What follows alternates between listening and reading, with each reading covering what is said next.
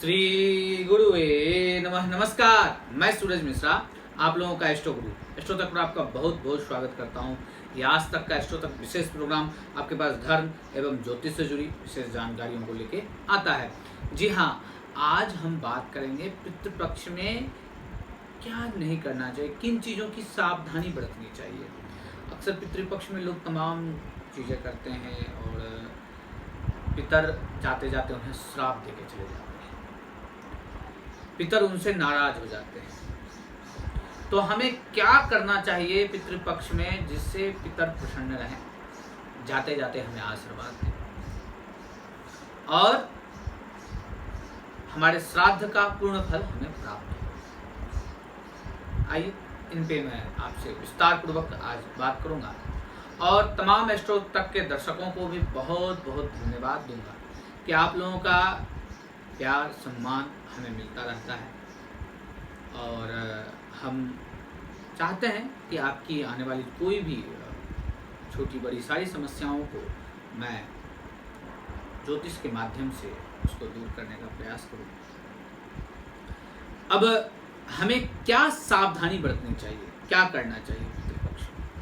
देखिए, पितृपक्ष में तो पितर को याद करना ही चाहिए और पितर के का श्राद्ध करना चाहिए। जो पेरेंट्स हमारे गुजर गए हैं उनके लिए हमें श्राद्ध करना चाहिए, उनकी तिथि पर हमें जाकर श्राद्ध करनी चाहिए। मगर एक चीज़ का सदा ध्यान रखना चाहिए, इसमें विशेष जो मैं बता रहा हूँ उसमें से सर्वप्रथम है कि योग्य पंडित, आप जब श्राद्ध कराएं तो श्राद्ध कराने के लिए योग्य पंडित को बुलाएं। योग्य पंडित से आप, कुशल पंडित से आप जो है सो श्राद्ध करवाएं।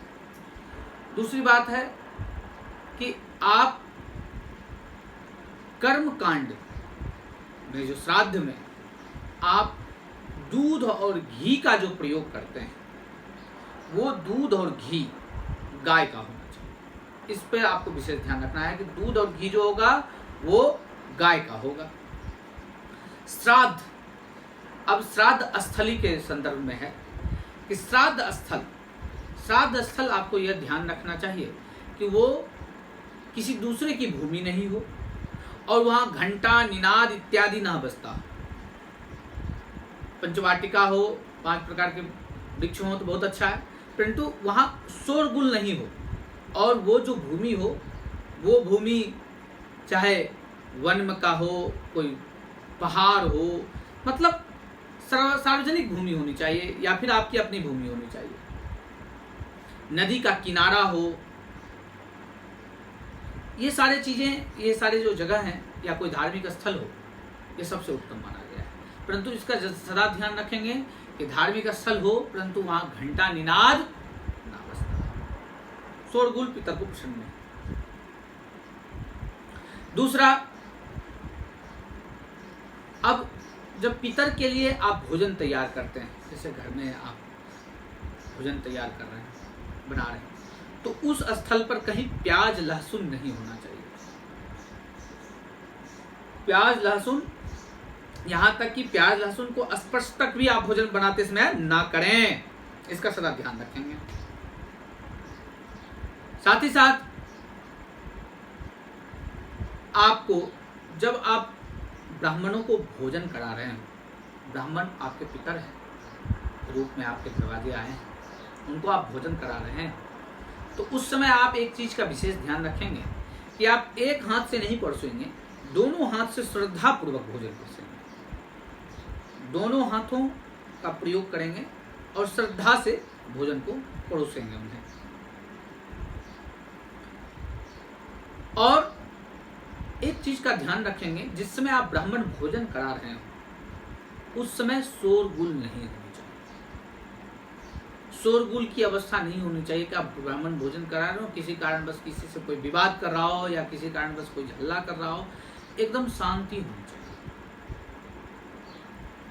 साथ ही साथ आप जो श्राद्ध करते हैं उसमें बहुत अधिक लोगों की आवश्यकता नहीं, आपके जो परिवार के लोग हैं वो उनकी उपस्थिति होनी चाहिए। वहाँ आपके परिवार के लोग वहाँ उपस्थित रहेंगे तो आपके लिए बहुत ही उत्तम रहेगा, उसमें कोई दिक्कत नहीं रहेगी।